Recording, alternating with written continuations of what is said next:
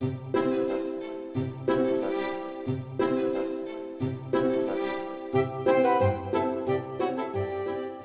listening to the Read-Aloud Revival podcast. I'm your host, Sarah McKenzie, homeschooling mama of 6 and author of The Read-Aloud Family and Teaching from Rest. As parents, we're overwhelmed with a lot to do. It feels like every child needs something different. The good news is you are the best person to help your kids learn and grow, and home is the best place to fall in love with books. This podcast has been downloaded 7 million times in over 160 countries. So if you want to nurture warm relationships while also raising kids who love to read, you're in good company. We'll help your kids fall in love with books, and we'll help you fall in love with homeschooling.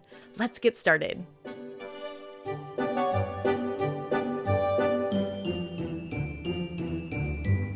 Last time on the podcast, we invited you to take a challenge, your own kind of choose your own challenge, 7 days or 30 days or whatever works for you, and read a picture book a day to your kids during that time.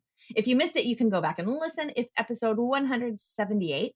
And in it, we talk about the benefits of reading a whole story a day with our kids of any age. So we're talking about picture books, yes, but we're not just talking about younger kids. And we talk a little bit more in that episode about why picture books work so well with older kids as well. Reading a whole story does something that just reading a chapter from a longer work doesn't do. It gives our kids, any age kids, right, practicing the full story arc, because every story, no matter if it takes 10 minutes or 10 hours to read, has one overarching story arc.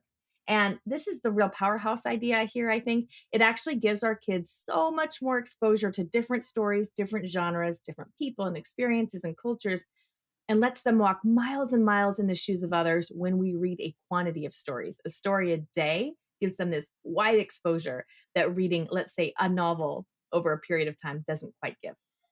When you're reading a full story from beginning to end per day, you're giving them something they simply won't get if you read, say, a long novel, even if it's a classic, or a chapter book over the course of a longer period of time. And we love novels around here. Of course, we all read them with our kids.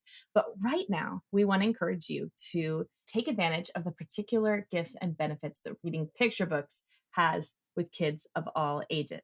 Now, before we start with our juicy conversation today about what we can really find when we look closely at a picture book, I want to introduce you to the RAR team members who are here. Courtney is back. She's the community director here at Read-Aloud Revival. If you've ever sent in an email, or if you're a Read-Aloud Revival premium member, you have very likely interacted with Courtney in some way. Courtney, welcome back. Hi, Sarah. And Kara is also back. She's our podcast manager. And so she makes sure everything runs smoothly here on the show. She gets those show notes all set up for you. Every time we rattle off another book, she probably internally sighs a little bit because those lists get pretty long with some of our episodes. And she is very largely responsible for keeping those book lists up to shape online. Kara, thanks so much for coming back. Hello, it's great to be back.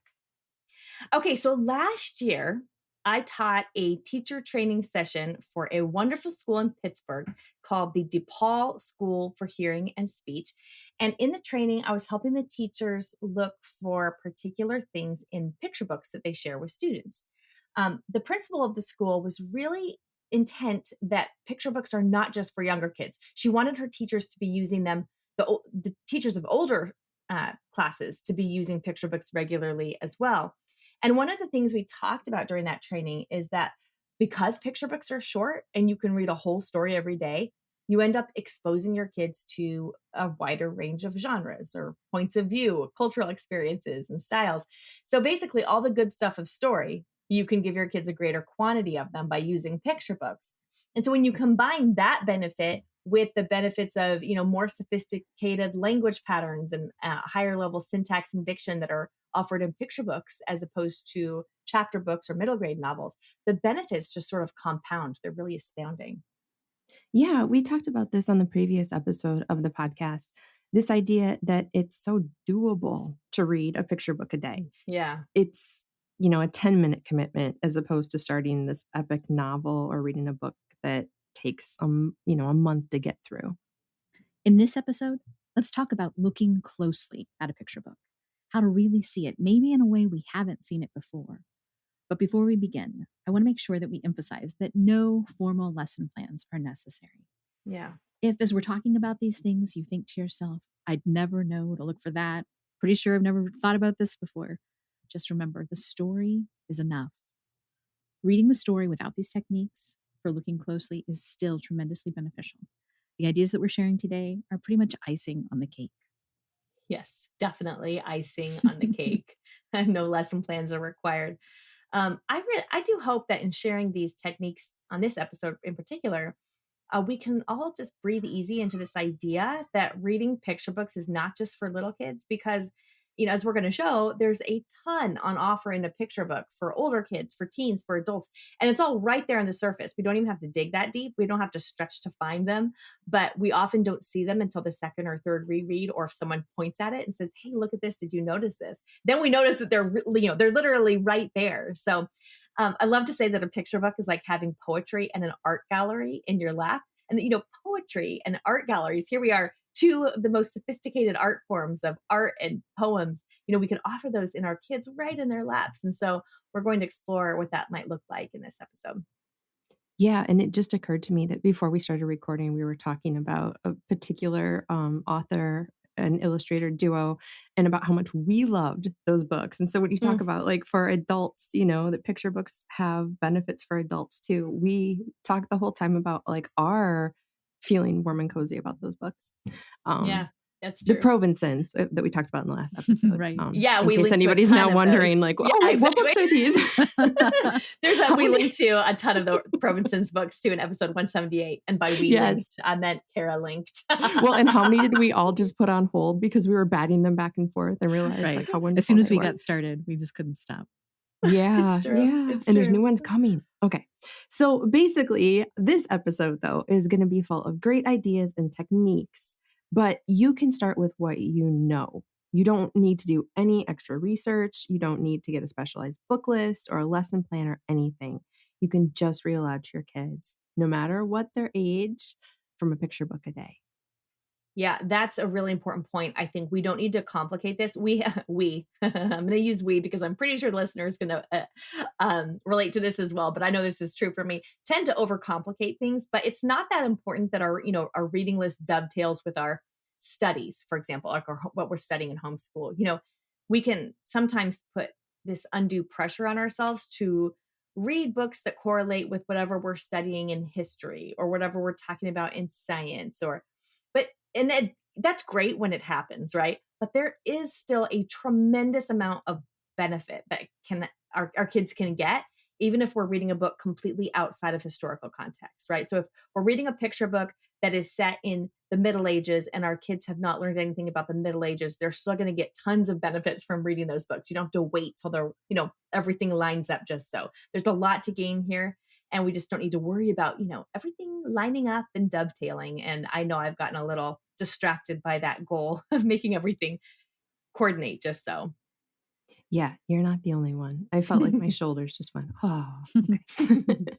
So one of the things we've talked about before on the podcast and that we include with every family book club guide at RAR Premium are open-ended questions. And our belief is that by asking questions that don't have a firm right or wrong answer, you actually get your child reading better than you would with a standard comprehension question. Yeah. So do we have an example of this? Yeah, let's use Mornings with Monet by Barb Rosenstock. It's illustrated by Mary Grandpré. It's a fantastic picture book biography, highly recommended. So if you were going to have a standard comprehension question, that might be something like, what kind of paint did Monet use? And your child might have been listening very well, might have been 100% engaged with the story, and be 100% unable to answer that question. It's true. So questions like, when was Monet born? Or where did Monet live? These have right or wrong answers. They don't really invite your child to make connections. But when we ask open-ended questions, questions that don't have a stock answer, it really opens things up. It changes the way that kids experience reading. So let's think of some more open-ended questions. Okay, so one that comes to mind for me is what's a word you would use to describe Monet, right? Because there's no right or wrong answer here.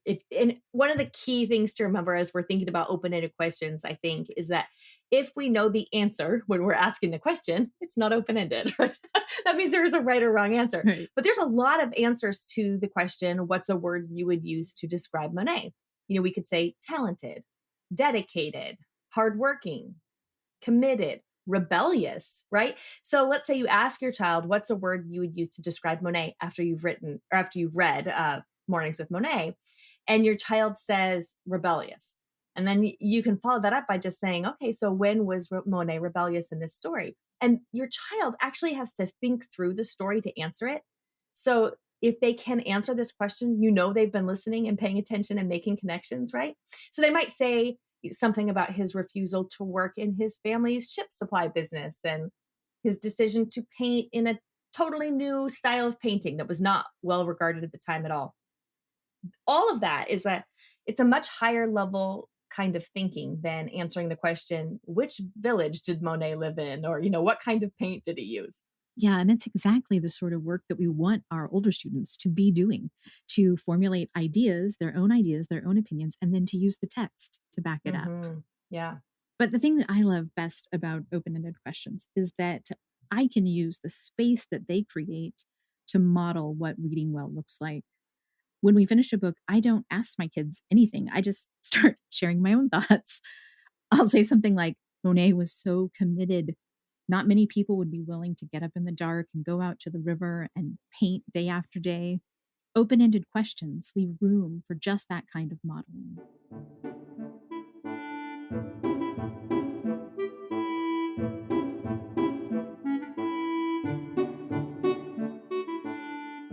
And if you do that, if you read a picture book a day and you model one observation you make, like that one, your kids will by osmosis pair reading with asking questions. Yeah, that's right. Yeah, it'll just be what happens after they read a book. Right. And this can be especially helpful if you've got kids who are used to being quizzed, to look for right and wrong answers, and they aren't letting themselves think openly and connect with what they're reading because they're so worried about just getting it right. Yeah. Because then it's not a question. It's not like being quizzed. It's just, you're just inviting them into a conversation like we have all day long with our kids. This one is just about books. So, or the story. Yeah. So we actually have a free guide on how to use open-ended questions like this with any book. Probably the easiest way to get it is to go to readaloudrevival.com/166. And that's a whole episode that talks about asking open-ended questions. So if you're curious to learn more about this idea, that would be a wonderful place to start. Episode 166. I was one of those students growing up in school where I think I was constantly trying to answer the question in my head, what does the teacher want me to say? And I have one of my kids, well, probably more than one, but specifically one jumps to mind right away, who I know was trying to answer that question all while she was growing up, right? Like, what is my mom looking for? And that's not really teaching us to think, right? Like, I don't think I read well when I was trying to figure out what the teacher wanted me to say, because we're missing so much of what happens in the story. So that's the power, I think, of an open-ended question, is it disarms that. So our kids aren't wondering anymore, what does my mom or my teacher want me to say? And they're actually thinking about the book, which is what we want. And then, like you said, Court, they have to go back to the text to explain where they found it, and this is such a key. I mean, this is the key to all good, like, literary essay writing when they're in high school and college, right? Is like, share what you think about this or what your opinion is, or make a case for, whether the author did a good job trying to make their point or whatever it is that you're trying to write in your essay. And then show us in the text your evidence for, like, back yourself up. It's textual evidence, right? And we're really teaching it with picture books from the times our kids are like 4 or 5, just by saying, use a word to describe Monet, and then find where do you notice that? It's just a habit of mind that's just really great to cultivate. So aside from open-ended questions, there's another set of techniques that you can use when reading a lot of picture book that really helps your kids look closely. And you might be surprised at how much this there. We do this all the time, like Kara mentioned, in RAR Premium with our family book club picks. And we thought we would demonstrate it using that same book, Mornings with Monet, written by Barb Rosenstock, illustrated by Mary Graham Prey. And we thought we could just talk about a few things we see here. So who wants to go first? Okay, I'm going to go first. When you first open the book, the first thing you see are end papers. I like to think of end papers as setting the stage for what's coming. Like when you're at the theater and the show's about to start and the orchestra's tuning up and the house lights go down, everyone gets quiet. I The love end that. papers are that hush just before the action begins. Mm. So the end papers for Mornings with Monet include a quote by Claude Monet. So let me read it to you. Listen. I can't begin to describe a day as wonderful as this. One marvel after another, each lasting less than 5 minutes. Claude Monet. A quote like that's called an epigraph. Sometimes it can hint at the book's theme. So the epigraph itself can be a question that the book answers. Mm. Yeah. And there's a quote on the final end paper, too, that says, "When I work, I forget all the rest." Claude Monet. And it would be really interesting to ask your kids how that quote strikes them, or what they think it might be referring to after they've read the story, or even why they chose to put that quote at the end and the other quote at the beginning. And you will read that quote differently, once you've read through the whole story. Maybe even if you read it more than once, I think. Yeah. Yeah. And then here you're just pointing at, what I'm hearing you do is just point at, you read the book and you're like pointing at the epigraph, like, oh, I wonder why the author chose those particular quotes. Well, what that does then is when your kids are reading anything else, other picture books or a novel 20 years from now, they will be like, there's an epigraph. And that idea of, I wonder why the author chose this particular quote. What are they trying to hint at to come? This is how we teach our kids to be really engaged readers. So interesting and so simple, just by pointing at something we see in a picture book. Another thing in Mornings with Monet that is worth taking an extra look at is just text layout. So text layout can direct readers to look at a book and read a book, I should say, in a certain way. So we actually talked to Mary Graham Prey, the illustrator of this book, Mornings with Monet, and she told us that she chose the text layout for a particular spread in the book that I love. So I'm just going to read this spread to you. You can't see it, right? Because this is a audio podcast. But what I want you to know is that with these words, the words over, dip, pull are bigger and they stand out from the rest of the text. And the text on these pages actually is curved or swirling. It looks like it's a part of the water. So it's not straight in a line like normal text. So already when you get to this page, you just see that text. And even if you don't know exactly what the author, illustrator, or book designer were trying to do there, it's calling your attention sort of subconsciously, right? To these words are different than the others. And I'll just read this spread to you and then we'll talk about it.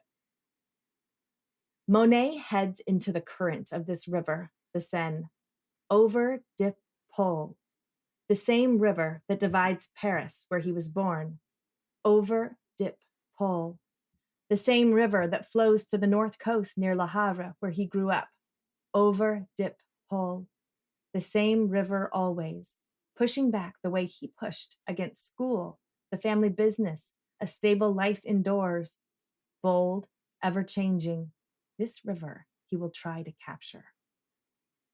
I just got goosebumps.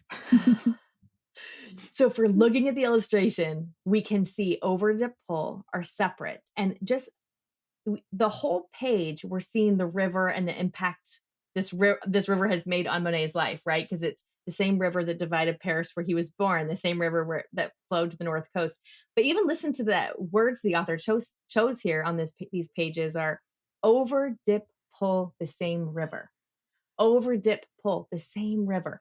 Over, dip, pull, the same river, always pushing back. And like the way the cadence of that language feels like the lapping of a boat. It makes you feel like you're in the boat on the river with Monet. And that is just such an extremely powerful way to notice something that you go, wait a second.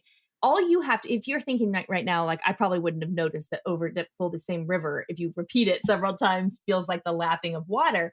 But you would notice that this page should be read a little differently because the text invites you to, because it's swirling on the page, because it's different than all the rest of the text in the book. And so this is one of those things you could just point at and go like, I wonder why the author or illustrator or book designer made these words different. And just asking that question for a second will have you experience that spread a little differently. When we talked to Mary Graham Prey, we talked about another spread where there's a picture of Monet getting out of bed and his cat waking up and stretching. And we had noticed that it looked very similar to another cat that Monet himself had painted. And so when we were talking to Mary, we put pictures of these two cats side by side, and Mary Graham Prey was floored. She had no idea that the cat that she had painted looked so similar to one that Monet. That's one of the things I just love about our family book clubs, because we get to meet the author or illustrator, Right. Sometimes both, right? And see some insight into the magic behind the book. It's so interesting because I didn't notice that. I would have just breezed by that cat reading the book until one of you pointed out, wow, this cat in this book looks a lot like this other cat Monet painted. I'm sure I probably could imagine who figured that out first. Of course, I noticed the cat. Isn't that what the book is about? I can't not notice cats. Aren't they just, that's why they're there, right? It's because they want your attention, but not really your attention. I would have just breezed by it. And then when you pointed out, wow, look at this, and then look at this Monet painting, I was like, wow, Mary Graham Prey totally did that on purpose. And then we bring it to her attention. She's like, whoa, That was did so not. crazy, because I just figured, I looked at the cat and I thought, did Monet have a cat? And then I Googled Monet cat or something, and it popped up, and I was like, look at that. Monet had a cat and she knew it, and she put it in the book, and that's so amazing. And then she was like, wait, what? Yeah. It's like the cat just like walked into the book. Right. Like, I need to be here. Yeah. Which is what cats do. So there you go.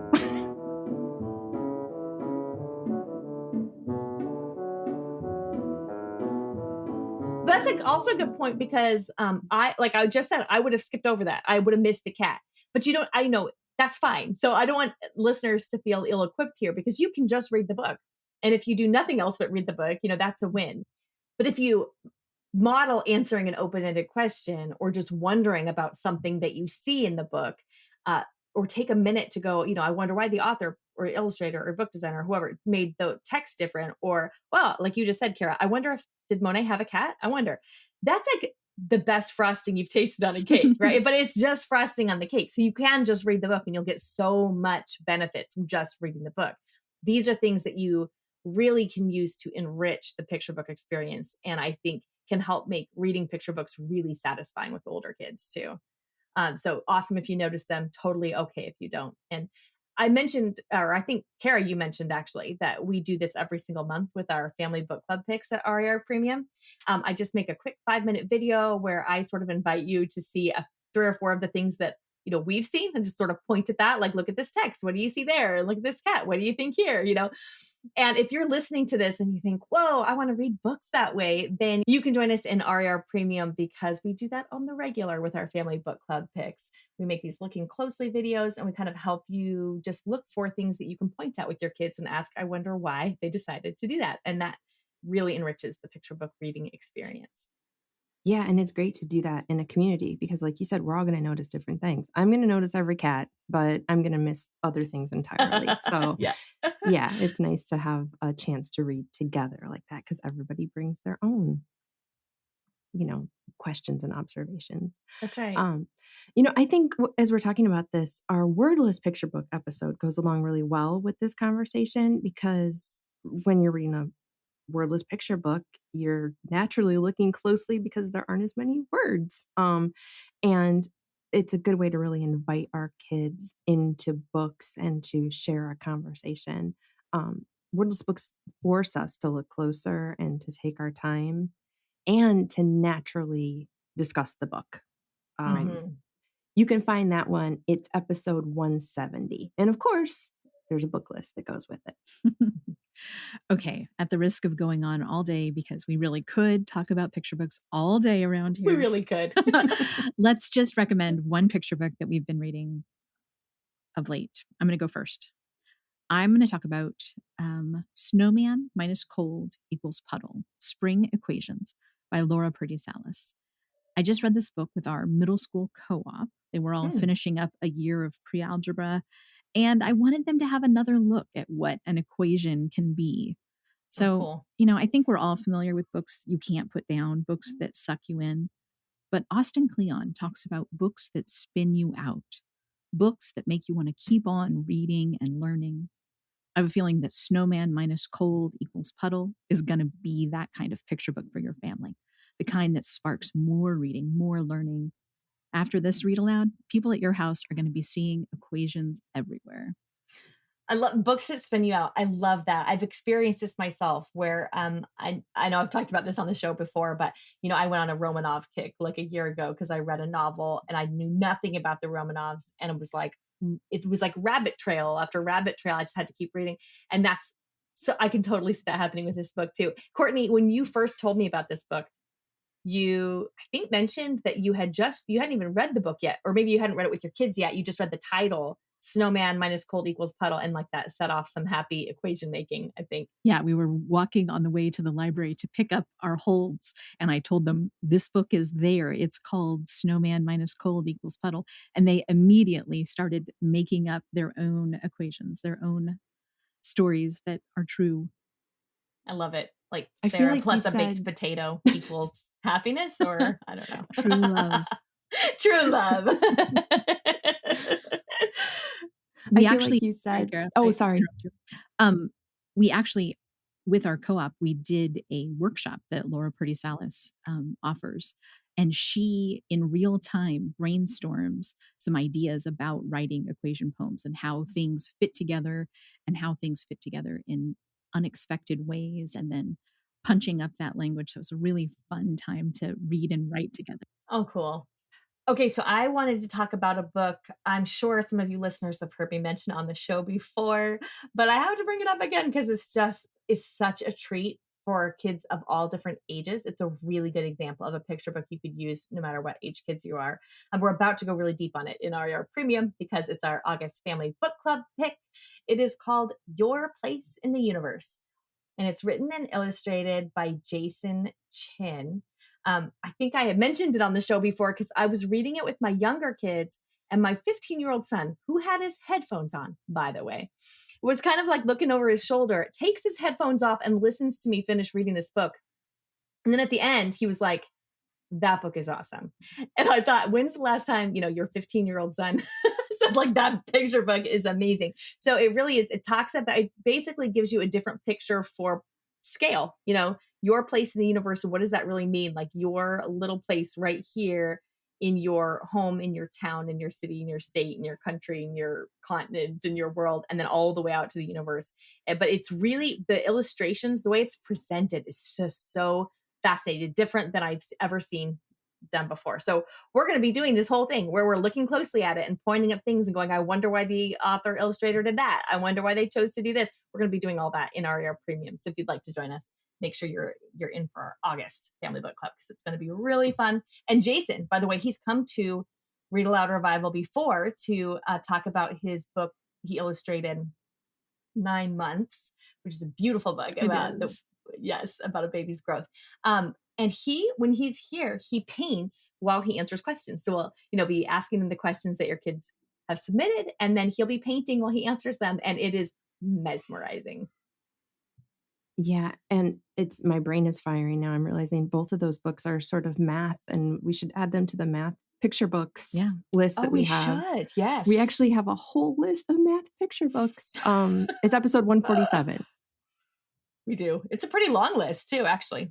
Yeah, it is. Lots of great books on there that make math way more approachable than, well, I don't know. For me, math is hard. It's hard to approach. Way more approachable than math is. Like we can say that. Yes, that is the perfect way to say it. Exactly. Yeah, for the math phobic or the math nervous. Exactly. Well, I think it gives us a sort of richer understanding of what math is. It's not just computation. It's not just questions on a page. That there's a whole sort of way of thinking about the world, and that's what these books can really bring in for our kids. Yeah, that's right. Ooh, that's so good. Yeah.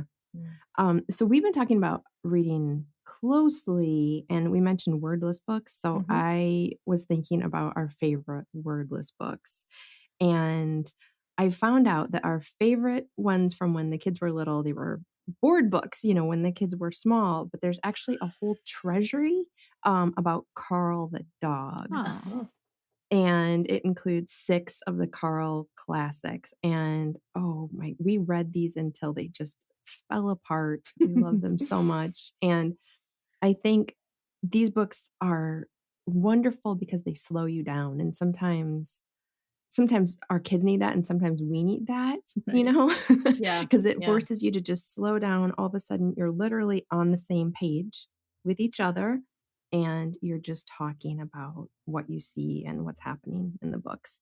So the treasury is called You're a Good Dog, Carl by Alexander Day. It's got 6 of the Carl classics. You just can't help keep yourself from talking about this book with your kids. And it's great practice if you are helping your kids switch from that feeling of like being quizzed to just discussing a book. I've learned to love treasuries like that, especially for like when we travel, because then you can just bring a book, or a treasury or two, and you have lots of stories with you. But I don't have that treasury, so I'm going to have to add it to our collection because we love Carl the dog, and I love dog books in a way I didn't used to. Now that we have our own little Tommy DePaula. So cute. Oh my goodness. I'll put a picture of him in the show notes just for fun. Twist my sure. arm. Yeah. Well, we have tons of goodies for you in the show notes today. readaloudrevival.com/179. We've got the picture book a day printable, so you can do that 7-day challenge or 30-day challenge of reading a picture book a day with your kids and keeping track of the books you read. We've got book list recommendations, of course. And then we'll also have that fantastic guide for using open-ended questions with your kids in the show notes as well. And you can use that guide with any age child and any book. It's really helpful no matter what you're reading and who you're reading it to. So head to the show notes for all of it. But now let's go listen to hear what the kids have been loving lately.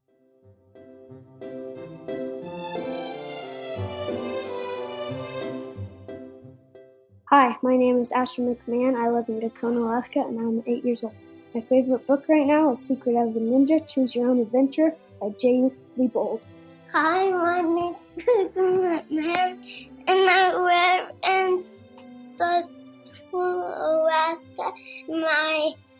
And I'm 5 years old, and my favorite book right now is The Giraffe in My Soup by Ross Perot. I'm Willa. I live in Missouri. My favorite book is The Gruffalo because at the end, the mouse says my favorite fruit is Gruffalo crumble, and the Gruffalo is scared of the mouse even though he's smaller. My name is Caroline, and I'm 10 years old, and I'm from Missouri, and my favorite book is Scary Stories to Tell in the Dark because the illustrations make it scarier, and we read it in the dark while we were camping. Hi, my name is Jasper, and I'm almost going to be 5 in December 4th. I like The Biggest Bill because I like the cover of it, even why I like it The Biggest Bill because I like the elephants. Bye! Hi, my name is Lucy. I am 4 years old. I live in Utah. My favorite book is Winnie the Pooh. I like it because it's funny when Piglet thinks Pooh is a Huffalump with his honey jar stuck on his head. Hi, my name is Coulter Tomich. I live in Tacoma, Washington. I am 8 years old.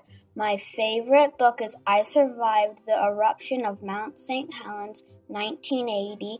I like it because it's a book on this girl who survived the eruption. Hello, my name is Cameron Tomich. I am 11 years old. I live in Tacoma, Washington. My favorite book is The Witch of Blackbird Pond because it gives you information about the Salem witch trials. My name is Lucille, and I am 7 years old, and I live in California. And my favorite books I've been reading are the Mercy Watson series because the first book, they think Mercy Watson saves the day, although Eugenia Lincoln calls because baby Lincoln thinks that there is a monster at her window. And I like Chris Van Dusen's illustrating. Hello, my name is Annalise. I'm 12 years old and I live in Ontario, Canada. My favorite books of all time are the Mysterious Spinning Society books. I love these books because the characters are so believable and funny. They have real-life problems but manage to get through them in an honest way. I've always wished I could meet them. What's your name? Carter. And how old are you? 2. And where do you live? At New York.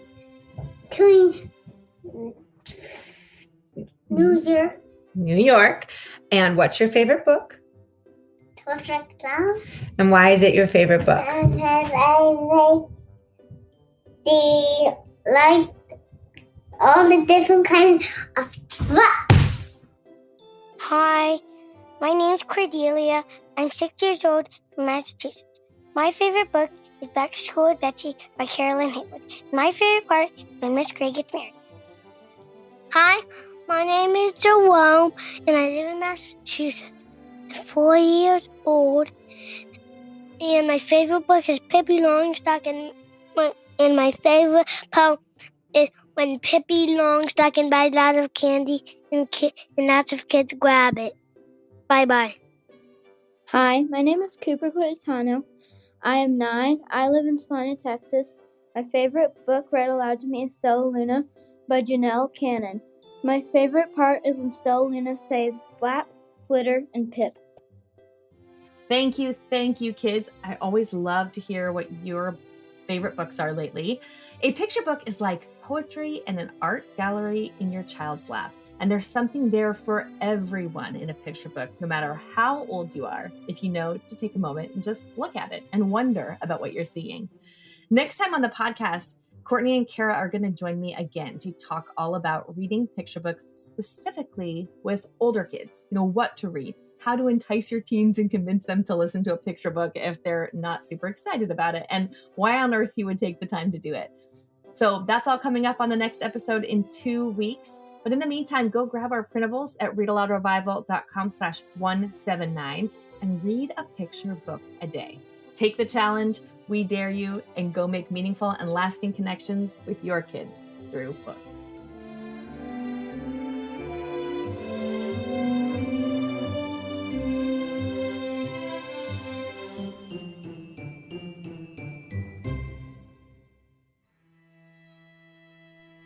So many of us feel overwhelmed in our homeschool. There's a lot to do, and it feels like every child needs something a little different.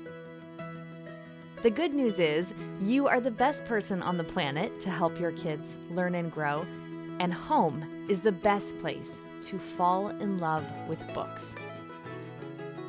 I'm Sarah Mackenzie. I'm a homeschooling mother of 6, the author of Teaching from Rest and the Read-Aloud family, and I'm the host here on the Read-Aloud Revival podcast. This podcast has been downloaded over 8 million times. And you know, I think it's because so many of us want the same things. We want our kids to be readers, to love reading. We want our homes to be warm and happy havens of learning and connection.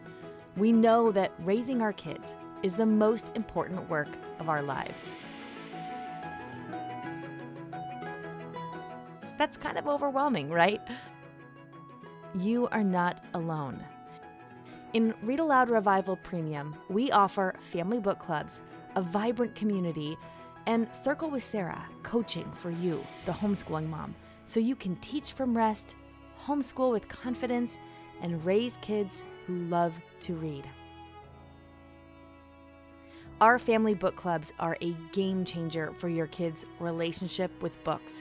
We provide you with a family book club guide and an opportunity for your kids to meet the author or illustrator live on screen. So all you have to do is get the book, read it with your kids, and make those meaningful and lasting connections.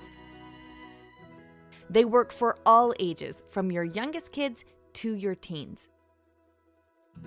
Every month, our community also gathers online for a Circle with Sarah to get ideas and encouragement around creating the homeschooling life you crave. They're the most effective way I know to teach from rest and build a homeschool life you love.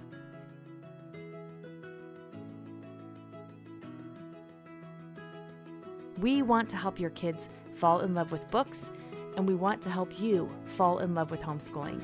Join us today at rarpremium.com.